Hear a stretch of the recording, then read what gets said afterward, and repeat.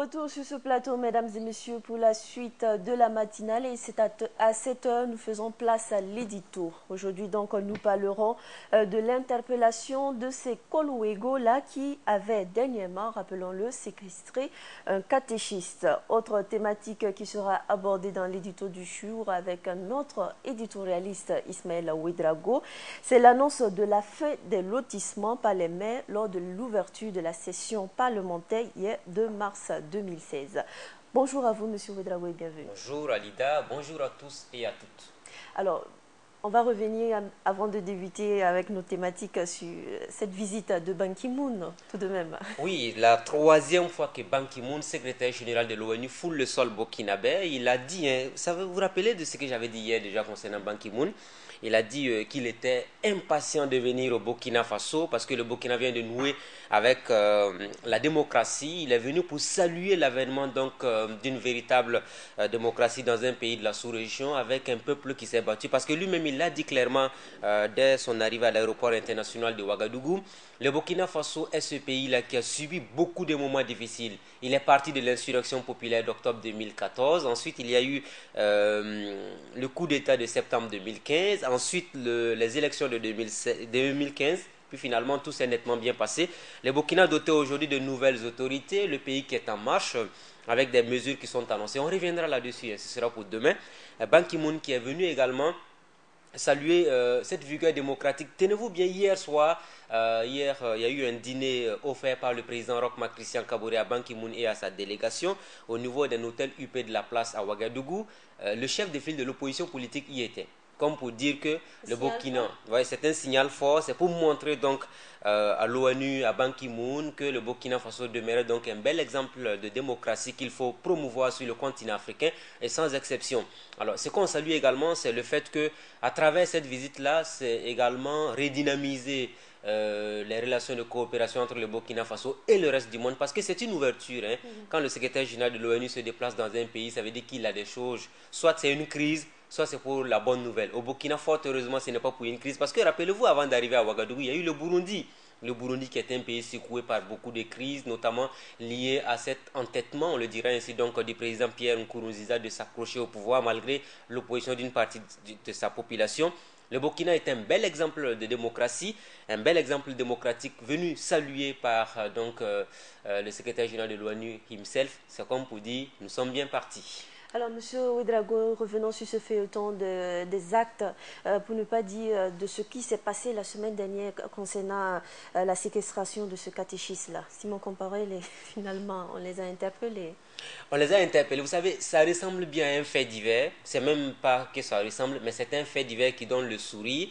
Alors, les Korloego de Boutourou ont été arrêtés par les Korloego de To, et de Sapui et de Léo, qui se sont réunis. Ils ont créé un cadre unique pour aller interpeller donc les Korloego de Boutourou pour leur dire que ce qu'ils ont commis comme acte était répréhensible.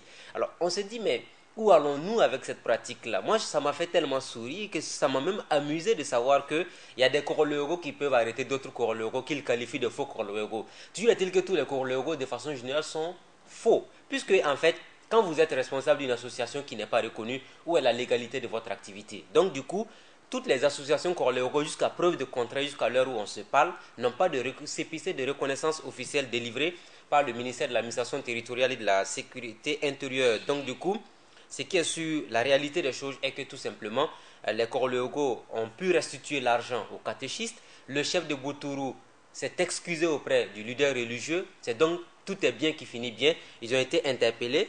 Ils ont été donc remis à la gendarmerie de Léo. Tenez-vous bien, ils ont subi les mêmes choses, les mêmes faits. Ils étaient au nombre de 5. Les fautifs ont été ligotés, séance tenante et conduits à la gendarmerie de Léo. Eh bien, les 112 500 francs CFA ont été également restitués aux catéchistes en public devant tout le monde pour dire oui, nous sommes des Korloego, les Korloego doivent avoir des comportements raisonnables et respectables. Alors, Monsieur Ouedraogo, ça fait un peu longtemps que ces Korloego font parler d'elle au Burkina Faso. Est-ce jusqu'à présent, parle-t-on toujours de défaite, de démission de l'État? Non, peut-être qu'on va commencer peut-être à relativiser les choses. S'il y a une autorégulation même au sein des Korloego, peut-être que c'est déjà la bonne chose pour la reconnaissance ou encore le bon comportement au sein de l'opinion. C'est légitime aujourd'hui? Non, moi je trouve que moi je suis un républicain, hein. Je suis légaliste jusqu'au bout.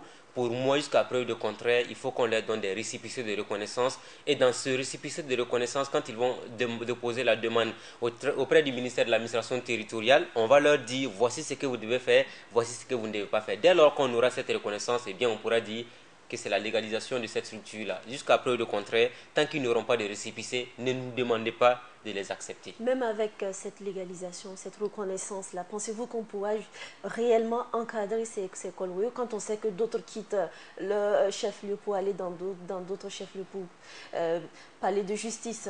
Non, on peut les canaliser parce que si vous avez une reconnaissance officielle qui vous dit clairement ce que vous devez faire et ce que vous ne devez pas faire, ça facilite les choses au niveau de l'autorité centrale. Parce que même là, ça devait mieux faciliter les choses parce que quelqu'un qui n'est pas légalement reconnu, qui commet des infractions, systématiquement, il doit subir la dure loi. Malheureusement ou heureusement, c'est selon parce que il y a également le fait qu'on n'oublie pas un aspect fondamental, c'est le fait qu'autour des Korlego, il y a des milliers de personnes. Souvent, il y a des populations d'un village, d'une commune, d'une province qui vous disent, eh bien, tenez-vous bien, ces messieurs depuis qu'ils sont arrivés, on a moins de voiles de bœufs, de moutons, de cabris et tout ce que vous voulez.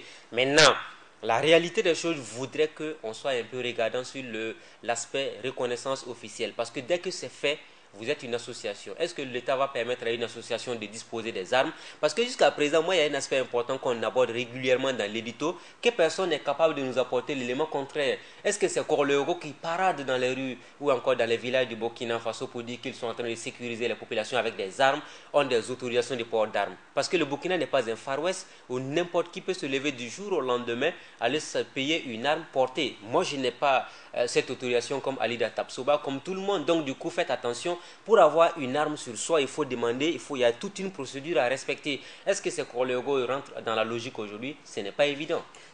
Quand on parle d'encadrement, on parle de formation et tout ce qui va autour de cela. Qui va assurer la sécurité de ces associations quand on sait qu'il y a des répressions? Non, je parie que les Korlego peuvent être utiles à un point. C'est le fait qu'on puisse les récupérer pour la police de proximité. Alors la police de proximité qui est une initiative de faire en sorte, dont la finalité est de faire en sorte qu'on puisse avoir des populations qui sont régulièrement informées de qui se déplace dans le village ou dans le quartier, dans le secteur, qui fait quoi exactement. C'est des cellules de renseignement qu'on a au niveau local. J'ai vu qu'hier dans le Conseil des ministres, il y a eu donc un décret qui a été adopté en ce qui concerne notamment la réorganisation du secteur du renseignement. Peut-être qu'à la limite, à l'allure où vont les choses, on va les réexploiter. S'ils sont très outillés en matière de connaissances, de renseignements et tout, on peut les utiliser parce que tout n'est pas forcément négatif dans le fond. On peut les réutiliser à d'autres fins, notamment dans le renseignement, pourvu qu'on arrive à trouver le juste milieu pour qu'ils soient moins nuisibles aux populations. N'assisterons-nous pas dans les prochains mois, voire dans les prochaines années, lorsqu'ils se sentiront, je ne dirais pas lésés, à une révolte de ce genre? Mais ils ont commencé à montrer la preuve de leur témérité parce qu'on les a vus au niveau des appuis. Disons qu'ils ne peuvent pas faire face à la puissance publique. Et ça, c'est une évidence parce que les armes qu'ils ont pu parader, ils ont pu montrer au niveau des appuis, ça ne peut pas faire peur à nos forces de défense et de sécurité. C'est une évidence. On a pu neutraliser plus lourd. Ce sont les ex-membres de l'ancien régime de sécurité présidentielle. J'espère juste qu'on n'en arrivera pas là parce que ce sont des fils du Burkina Faso. Ce sont des Burkinabés. Ils disent qu'ils défendent une cause noble. Pour moi, on peut voir avec ces Korlego, c'est vrai que malheureusement, la chose a atteint un seuil un peu inquiétant. Pourquoi ne pas les réutiliser dans le renseignement? Pour moi, ils peuvent être utiles dans le renseignement, dans le cadre de la redynamisation de la police de proximité, puisque c'est ce qui figure du reste dans le programme politique du président Roch Christian Kaboré. Qu'on y aille, qu'on essaie de voir comment on peut les utiliser à bon escient. Autre thématique dans l'édito, M. Ouédraogo, c'est l'annonce donc de la fin des lotissements par les maires lors de la session parlementaire hier de mars. Tu as déjà entendu?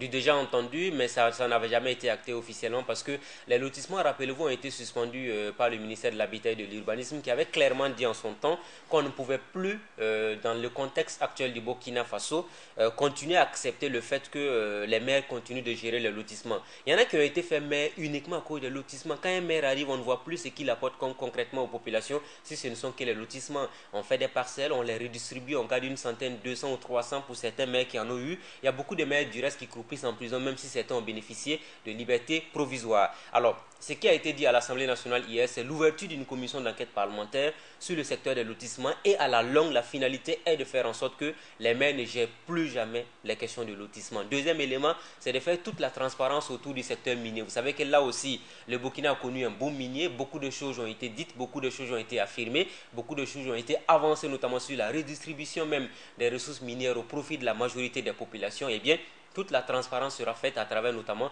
ces différentes commissions d'enquête parlementaire. Autre aspect important que l'on peut souligner, c'est également Salif Diallo dans son discours introductif au niveau de cette session inaugurale au niveau du Parlement burkinabé. Il est revenu sur le fait que le Parlement ne devrait pas constituer en l'État une simple chambre d'enregistrement ou une caisse de résonance du gouvernement.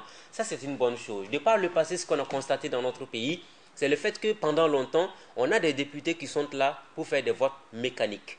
Je suis membre du groupe parlementaire MPP, groupe parlementaire CDP, groupe parlementaire ADF-RDA, ainsi de suite en son temps, mais il n'y avait pas le MPP, c'était le CDP. Alors qu'est-ce qui se passait? Eh bien, on lève la main, quand le parti vote, tout le monde vote. Il y a des gens qui ne vont jamais prendre la parole, qui ne critiquent absolument rien du tout, donc du coup, à l'allure où vont les choses, on ne veut plus avoir un parlement de cette nature. Un peu plus loin, il dira en substance, et j'ai bien aimé cette partie-là, il faut transcender l'esprit partisan, et chaque fois que de besoin, dès que l'intérêt de la nation l'exige. Ça veut dire qu'il faut que les gens abandonnent l'appartenance au parti politique pour voir l'intérêt supérieur de la nation, parce qu'on n'oublie pas que cette Assemblée nationale a vu le jour sur les cendres de la défunte Assemblée nationale qui a été saccagée par les insurgés qui n'en voulaient plus d'un régime qui a voulu s'imposer au pouvoir après 27 ans de gestion à n'en pas finir. Nous sommes au terme de cet entretien, M. Ouedraogo. C'est gentil, merci. Merci à vous d'être passé sur ce plateau. Mesdames et messieurs, c'est donc fini pour l'édito du jour avec Ismaël Ouedraogo. Il était donc question de ce feuilleton, on va le dire ainsi, des actes de ces associations d'autodéfense Kolwego. Mais également, nous avons abordé la question de la fait très bientôt donc des lotissements par les maires de l'ouverture, plutôt de l'ouverture de la session parlementaire hier 2 mars. Évidemment, nous avons parlé de la visite de Ban Ki-moon.